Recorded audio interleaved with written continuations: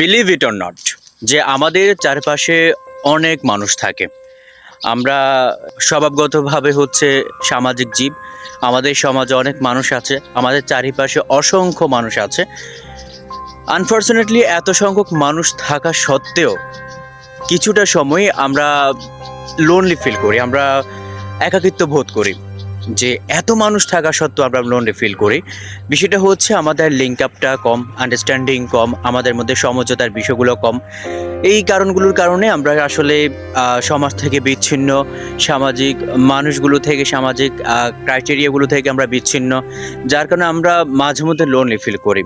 একটু ইরোগেন্সি দেখিয়ে, ইগো দেখিয়ে যখন আমরা বলেছি কি কিসের সমাজ, কিসের কি, এগুলা থেকে বাদ পড়ে যাই, এগুলো থেকে আমরা সরে আসি, তখন দেখা গেল যে কি দিন শেষে আমাদেরকে ওই সামাজিক জীব হিসেবে প্রত্যেকটা মানুষকে প্রয়োজন হয় আমাদের আশেপাশে।